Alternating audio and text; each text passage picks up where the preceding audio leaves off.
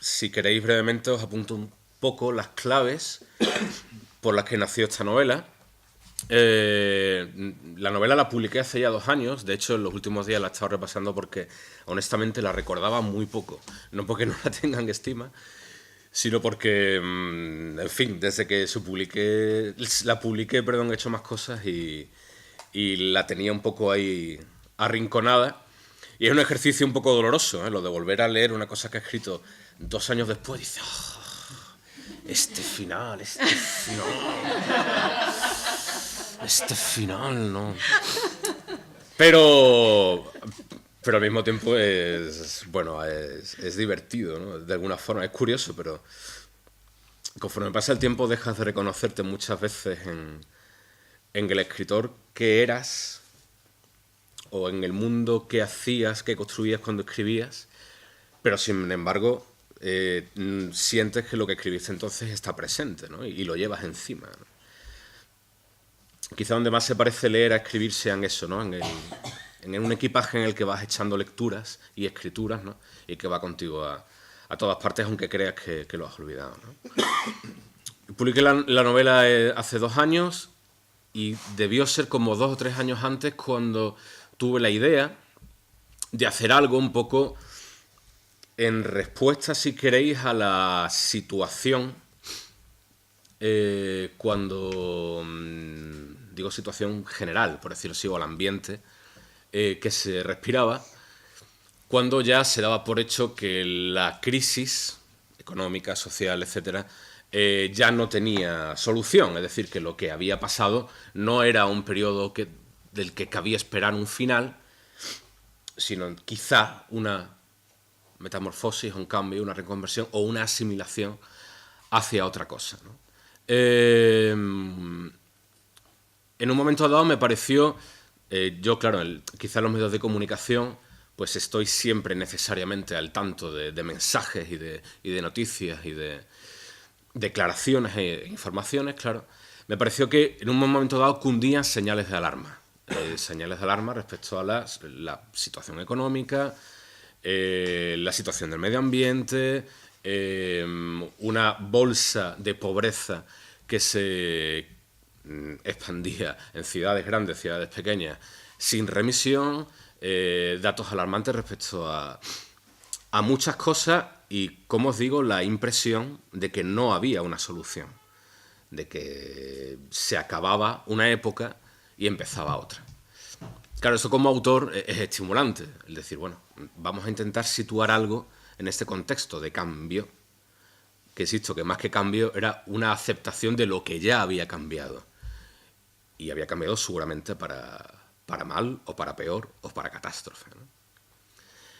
En este batiburrillo de señales, de alarma, de gritos, de sirenas, a mí se me ocurrió que era oportuno reivindicar, si queréis, la escuela filosófica y de pensamiento del estoicismo. Eso explica la cita que abre la novela. ¿Por qué recelar de la transformación y disolución de todas las cosas? Una cita de las Meditaciones de Marco Aurelio. Que las Meditaciones de Marco Aurelio, por cierto, fueron una lectura en mí tardía. De hecho, la leí no mucho más allá de hace 5 años. O la haría un par de años antes. Pero fue determinante. O sea, para mí fue una revelación. Ya conocía a Séneca y me parecía, insisto, que era importante traer a colación algún valor del estoicismo en una novela para pararme un poco a pensar en el presente, ¿no?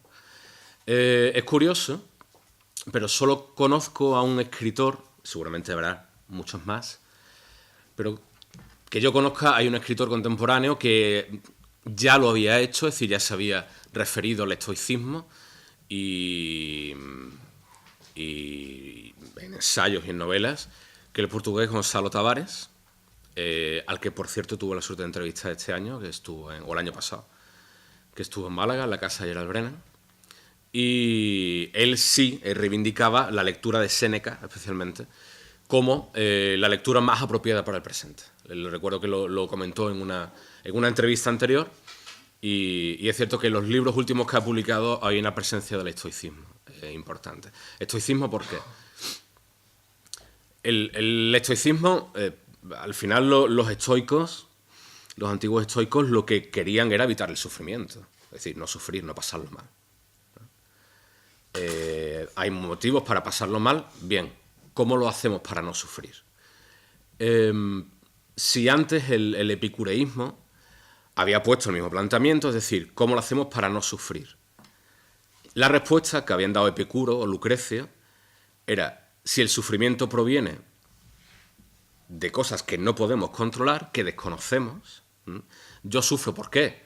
Porque me voy a morir, o porque se me ha muerto mi hijo y no he podido evitarlo, o porque soy un campesino, tengo una cosecha, viene de una tormenta y me la ha negado y ya me quedan 2 años de hambre. O sufro porque el sistema político en el que vivo me impide expresarme y desarrollarme como el individuo que soy.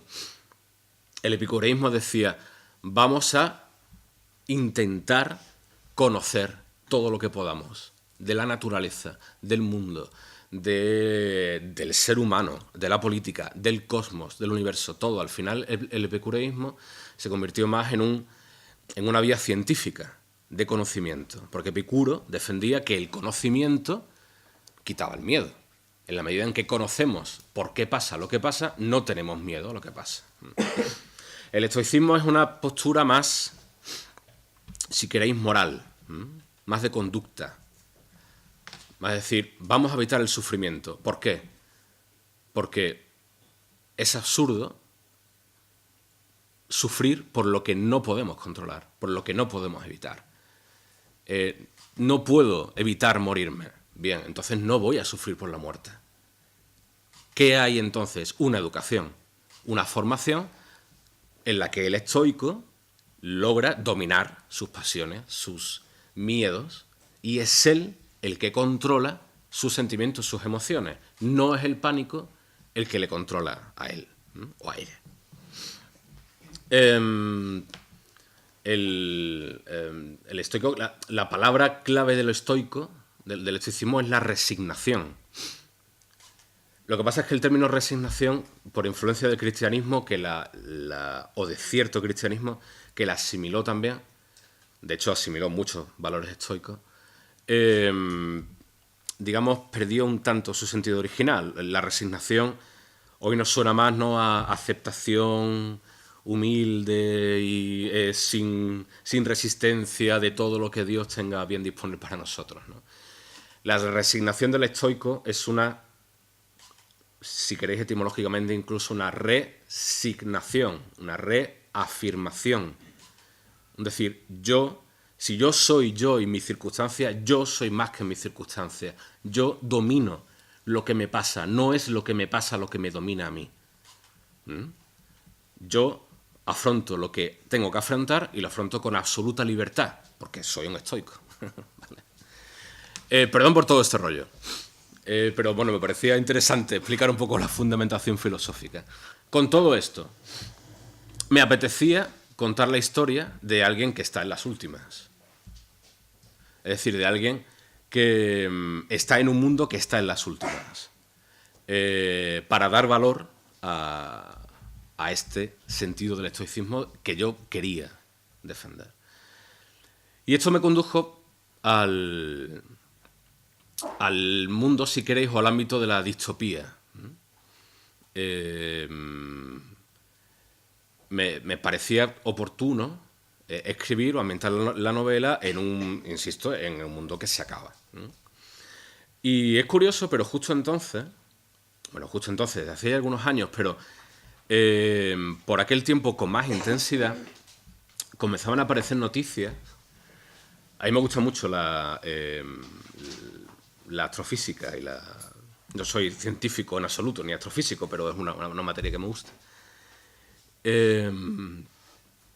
Y procuro estar al tanto de novedades. Aparecían noticias sobre el descubrimiento, gracias a los telescopios Kepler, de exoplanetas, planetas lejanos del sistema solar, que teóricamente podían ser aptos para el desarrollo de la vida humana. Es decir, donde en un momento de catástrofe la humanidad pudiera desplazarse. Y recuerdo que salió hasta el Stephen Hawking dando un toque, ¿no? Como diciendo, esto se acaba y esto nos lo tenemos que plantear ya seriamente, ¿no? Stephen Hawking tiene esa cosa de estrella del rock tan mediática, a mí me hace mucha gracia. Pero incluso cuando se cede y habla de extraterrestres y estas cosas, yo procuro, en fin, no sé, tomármelo en serio en la medida de lo posible. También otros científicos, Kip Thorne y demás gente, empezaba ya a referirse a lo mismo. De hecho, Kip Thorne fue el que promovió la película aquella Interestelar, bueno, que cuenta exactamente esto, un viaje en busca de un planeta donde pueda ir la humanidad ya en un planeta que se agota, ¿no? Que la película, por cierto, se estrenó poco antes de la serie de la novela y me pareció una coincidencia curiosa, ¿no? Aunque no tienen excesivamente que ver. Y entonces, uniendo un poco, si queréis, las dos cosas, me pareció curioso contar la historia de alguien que en un momento de huida, de éxodo, en un momento en que todo se acaba y la humanidad encuentra una opción en otro sitio, decide quedarse. Es decir, contar una exploración, si queréis, espacial en busca de otros mundos o ya de partida a otros mundos, cosa que ya lo ha hecho mucha gente, pero desde la perspectiva de quien dice, no me voy, me quedo aquí, este es mi mundo y me iré cuando se vaya mi mundo. No me voy a ir yo antes que mi mundo. Y así fue. En un principio, la verdad es que en un principio pensé en una obra de teatro con 2 o 3 personajes. Luego me pedía el cuerpo hacer una narración y una narración coral con varios personajes, varios protagonistas, cada uno incluso en países o sitios distintos, ¿no? Pero al final me pareció más prudente centrarlo todo en un personaje, porque también me apetecía hacer una novela breve, que pudiera leerse en una tarde, ¿no? Al final incluso salía un poquito más extensa de lo que yo quería, pero bueno.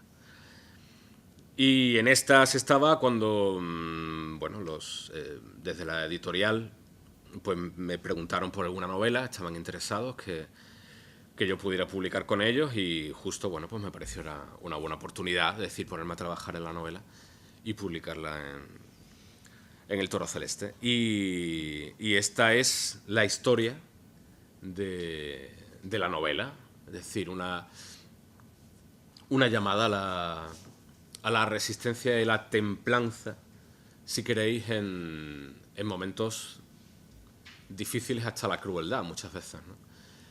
Y lo cierto es que, bueno, realmente las señales de alarma han continuado en este tiempo y continúan cada vez con más intensidad.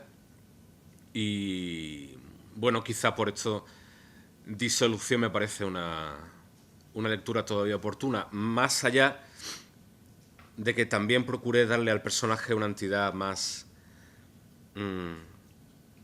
personal o más poética, si queréis. Yo creo que Rebeca, que es la protagonista, toca al final sensaciones y emociones que todo el mundo vive, ¿no? Respecto a sobre todo quizá respecto a la libertad de ser lo que quiere ser, ¿no? Independientemente del clima o del ambiente político, social o económico del momento, ¿no?